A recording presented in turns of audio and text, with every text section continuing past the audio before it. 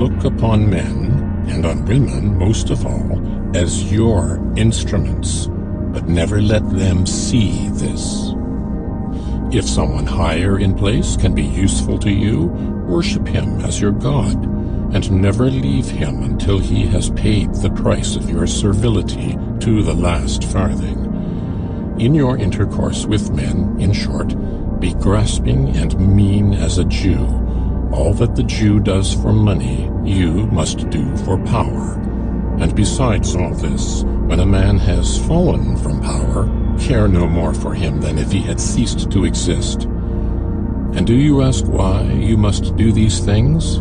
You mean to rule the world, do you not? You must begin by obeying and studying it. Scholars study books.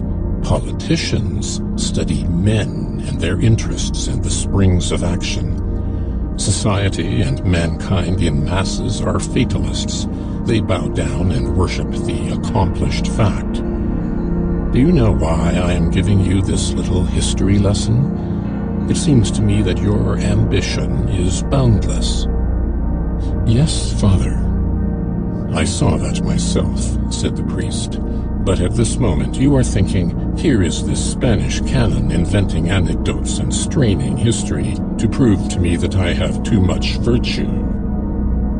Lucien began to smile. His thoughts had been read so clearly. Very well, let us take facts that every schoolboy knows. One day, France is almost entirely overrun by the English. The king has only a single province left. Two figures arise from among the people, a poor herd girl, that very Jeanne d'Arc of whom we were speaking, and a burgher named Jacques Coeur. The girl brings the power of virginity, the strength of her arm. The burgher gives his gold, and the kingdom is saved. The maid is taken prisoner, and the king, who could have ransomed her, leaves her to be burned alive. The king allows his courtier to accuse the great burgher of capital crime, and they rob him and divide all his wealth among themselves. The spoils of an innocent man, hunted down, brought to bay, and driven into exile by the law, went to enrich 5 noble houses, and the father of the Archbishop of Bourges left the kingdom forever without 1 sou of all his possessions in France, and no resource but monies remitted to Arabs and Saracens in Egypt.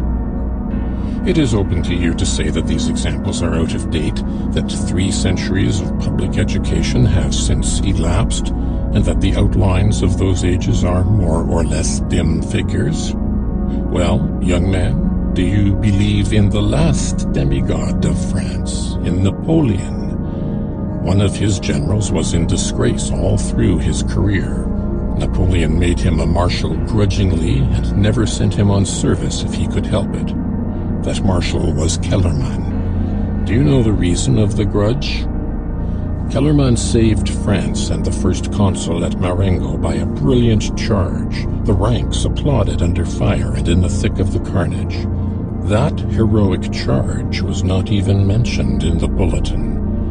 Napoleon's coolness toward Kellerman, Fouche's fall, and Talleyrand's disgrace were all attributable to the same cause. It is the ingratitude of Charles VII, or a Richelieu, or... But, Father, said Lucien, suppose that you should save my life and make my fortune. You are making the ties of gratitude somewhat slight. Little rogue, said the Abbé, smiling as he pinched Lucien's ear with an almost royal familiarity. If you are ungrateful to me, it will be because you are a strong man, and I shall bend before you. But you are not that just yet. As a simple prentice, you have tried to be mastered too soon, the common fault of Frenchmen of your generation. Napoleon's example has spoiled them all. You send in your resignation because you have not the pair of epaulets that you fancied.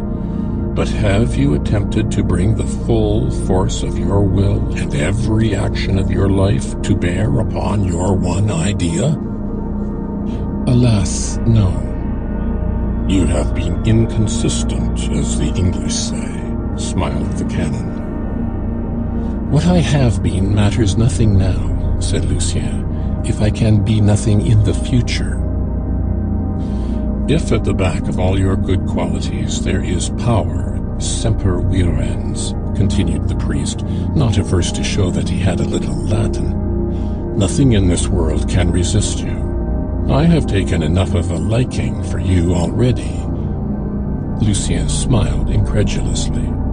"Yes," said the priest in answer to the smile, "you interest me as much as if you had been my son, and I am strong enough to afford to talk to you as openly as you have just done to me. Do you know what it is that I like about you? This: you have made a sort of tabula rasa within yourself, and are ready to hear a sermon on morality that you will hear nowhere else. For mankind in the mass are even more consummate hypocrites than any one individual can be when his interests demand a piece of acting. Most of us spend a good part of our lives in clearing our minds of the notions that sprang up unchecked during our nonage. This is called getting our experience." Lucien, listening, thought within himself, "Here is some old intriguer delighted with the chance of amusing himself on a journey.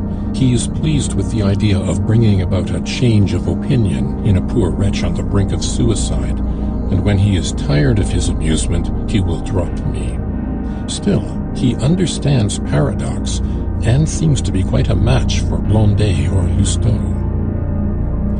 But in spite of these sage reflections, the diplomat's poison had sunk deeply into Lucien's soul. The ground was ready to receive it, and the havoc wrought was the greater because such famous examples were cited.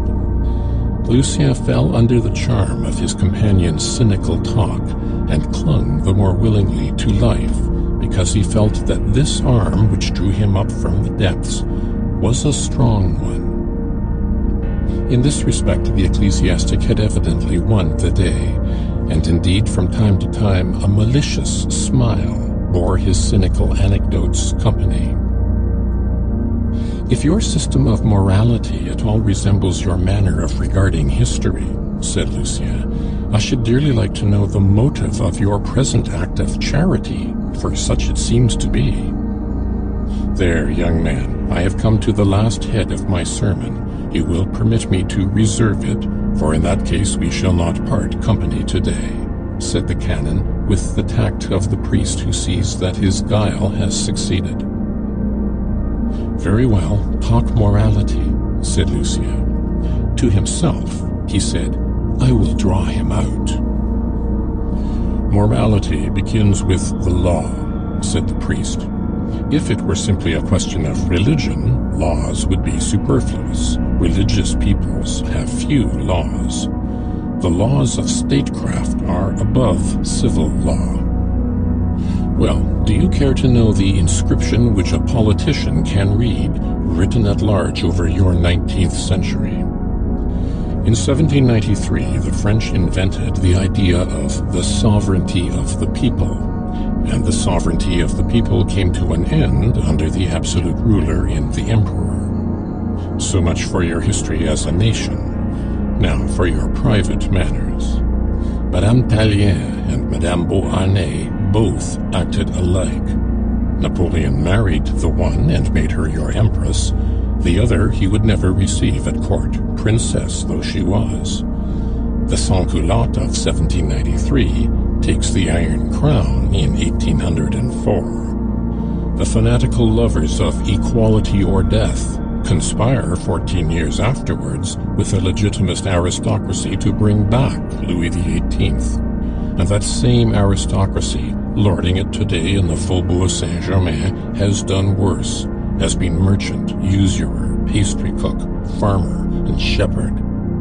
So in France, systems political and moral have started from one point and reached another diametrically opposed, and men have expressed one kind of opinion and acted on another. There has been no consistency in national policy, nor in the conduct of individuals. You cannot be said to have any morality left. Success is the supreme justification of all actions whatsoever. The fact in itself is nothing.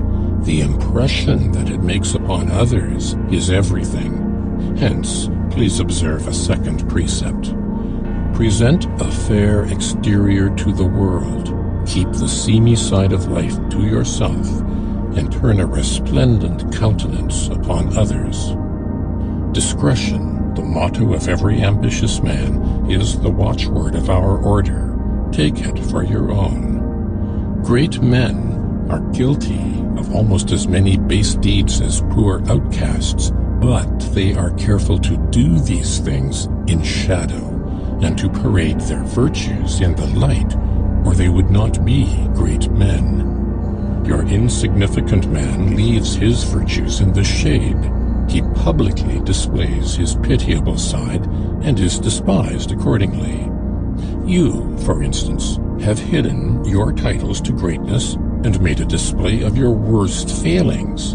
You openly took an actress for your mistress, lived with her and upon her.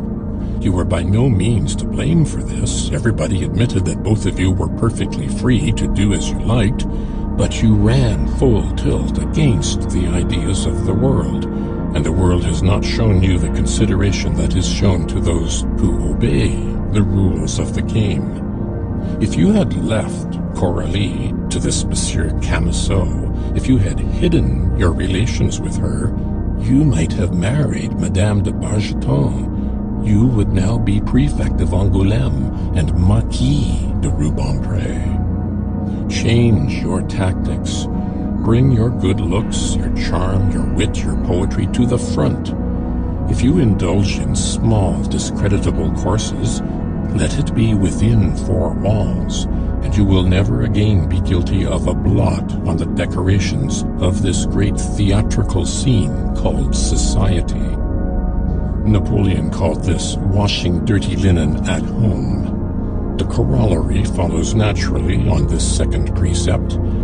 Form is everything. Be careful to grasp the meaning of that word form. There are people who, for want of knowing better, will help themselves to money under pressure of want and take it by force. These people are called criminals, and perforce they square accounts with justice. A poor man of genius discovers some secret, some invention as good as a treasure. You lend him 3,000 francs. For that, practically, the Cointets have done. They hold your bills, and they are about to rob your brother-in-law. You torment him until he reveals or partly reveals his secret. You settle your accounts with your own conscience, and your conscience does not drag you into the assize court. The enemies of social order, beholding this contrast, take occasion to yap at justice and wax wroth in the name of the people, because, forsooth, burglars and foul stealers are sent to the hulks, while a man who brings whole families to ruin by a fraudulent bankruptcy is let off with a few months' imprisonment. But these hypocrites know quite well that the judge who passes sentence on the thief is maintaining the barrier set between the poor and the rich, and that if that barrier were overturned, social chaos would ensue. While, in the case of the bankrupt, the man who steals an inheritance cleverly, and the banker who slaughters a business for his own benefit, money merely changes hands, that is all. Society, my son, is bound to draw those distinctions which I have pointed out for your benefit. The one great point is this: you must be a match for society. Napoleon, Richelieu, and the Medicis were a match for their generations. And as for you, you value yourself at 12,000 francs. You of this generation in France worship the golden calf. What else is the religion of your charter that will not recognize a man politically unless he owns property? What is this but the command, strive to be rich? Someday, when you shall have made a fortune without breaking the law, you will be rich. You will be the Marquis de Rubempré, and you can indulge in the luxury of honor. You will be so extremely sensitive on the point of honor that no one will dare to accuse you of past shortcomings if in the process of making your way you should happen to smirch it now and again, which I myself should never advise," he added, patting Lucien's hand. "So what must you put in that comely head of yours? Simply this and nothing more. Propose to yourself a brilliant and conspicuous goal and go towards it secretly. Let no one see your methods or your progress. You have behaved like a child. Be a man. Be a hunter. Lie in wait for your quarry in the world of Paris. Wait for your chance and your game. You need not be particular nor mindful of your dignity, as it is called. We are all of us slaves to something, to some failing of our own, or to necessity. But keep that law of laws, secrecy." "Father, you frighten me," said Lucien. "This seems to me to be a highwayman's theory." "And you are right," said the canon, "but it is no invention of mine. All parvenus reason in this way, the House of Austria and the House of France alike. You have nothing, you say? The Medicis, Richelieu, and Napoleon started from precisely your standpoint, but they, my child, considered that their prospects were worth ingratitude, treachery, and the most glaring inconsistencies. You must dare all things to gain all things. Let us discuss it. Suppose that you sit down to a game of bouillotte. Do you begin to argue over the rules of the game? There they are, you accept them. Come now, thought Lucien, he can play bouillotte. And what do? Continued the priest. Do you practice openness, that fairest of virtues? Not merely do you hide your tactics, but you do your best to make others believe that you are on the brink of ruin as soon as you are sure of winning the game. In short, you dissemble, do you not? You lie to win 4 or 5 louis d'or. What would you think of a player so generous as to proclaim that he held a hand full of trumps? Very well, the ambitious man who carries virtue's precepts into the arena when his antagonists have left them behind is behaving like a child. Old men of the world might say to him, as card players would say to the man who declines to take advantage of his trumps, Monsieur, you ought not to play at bouillotte. Did you make the rules of the game of ambition? Why did I tell you to be a match for society? Because in these days, society, by degrees, has usurped so many rights over the individual that the individual is compelled to act in self-defense. There is no question of laws now. Their place has been taken by custom, which is to say grimacings, and forms must always be observed. Lucien started with surprise. "Ah, my child," said the priest, afraid that he had shocked Lucien's innocence. "Did you expect to find the angel Gabriel in an abbé loaded with all the iniquities of the diplomacy and counter-diplomacy of 2 kings? I am an agent between Ferdinand VII and Louis XVIII, 2 kings who owe their crowns to profound combinations, let us say. I believe in God, but I have a still greater belief in our order, and our order has no belief save in temporal power. In order to strengthen and consolidate the temporal power, our order upholds the Catholic, Apostolic, and Roman Church, which is to say, the doctrines which dispose the world at large to obedience. We are the Templars of modern times. We have a doctrine of our own. Like the Templars, we have been dispersed, and for the same reasons. We are almost a match for the world. If you will enlist as a soldier, I will be your captain. Obey me as a wife obeys her husband, as a child obeys his mother, and I will guarantee that you shall be Marquis de Rubempré in less than 6 months. You shall marry into one of the proudest houses in the Faubourg Saint-Germain, and someday you shall sit on a bench with peers of France. What would you have been at this moment if I had not amused you by my conversation? An undiscovered corpse in a deep bed of mud. Well and good. Now for an effort of imagination. Lucien looked curiously at his protector. Here, in this caleche, said the Abbé Carlos Herrera, Canon of Toledo, secret envoy from His Majesty Ferdinand VII to His Majesty the King of France, bearer of a despatch thus worded it may be, when you have delivered me, hang all those whom I favor at this moment, more especially the bearer of this despatch, for then he can tell no tales. Well, beside this envoy sits a young man who has nothing in common with that poet recently deceased.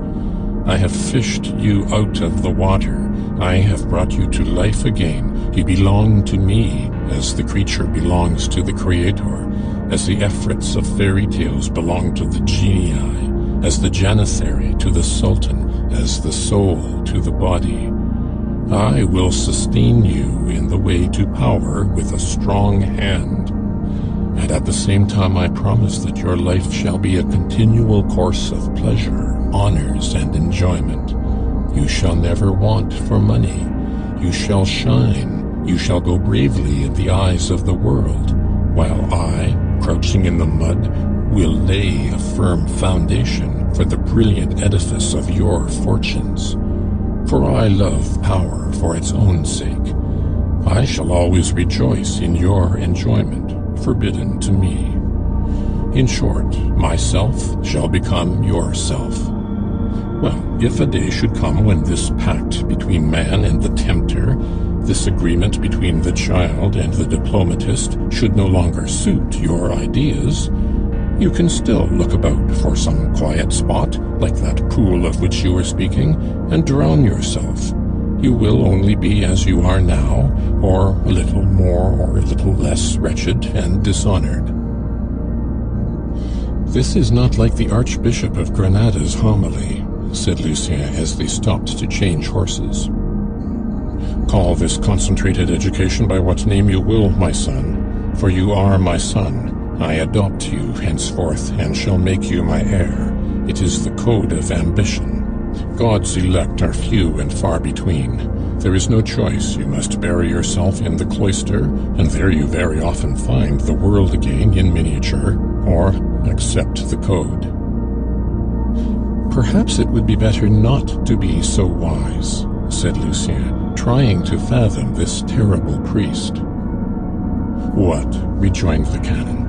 You begin to play before you know the rules of the game, and now you throw it up just as your chances are best, and you have a substantial godfather to back you, and you do not even care to play a return match? You do not mean to say that you have no mind to be even with those who drove you from Paris? Lucien quivered. The sounds that rang through every nerve seemed to come from some bronze instrument, some Chinese gong. I am only a poor priest, returned his mentor, and a grim expression, dreadful to behold, appeared for a moment on a face burned to a copper red by the sun of Spain. I am only a poor priest, but if I had been humiliated, vexed, tormented, betrayed, and sold, as you have been, by the scoundrels of whom you have told me, I should do like an Arab of the desert. I would devote myself body and soul to vengeance. I might end by dangling from a gibbet, garroted, impaled, guillotined in your French fashion. I should not care a rap, but they should not have my head until I had crushed my enemies under my heel. Lucien was silent. He had no wish to draw the priest out any further. Some are descended from Cain and some from Abel, the canon concluded. I myself am of mixed blood. Cain for my enemies, Abel for my friends. Woe to him that shall awaken Cain. After all, you are a Frenchman, I am a Spaniard, and what is more, a canon. What What a Tartar, thought Lucien, scanning the protector thus sent to him by heaven.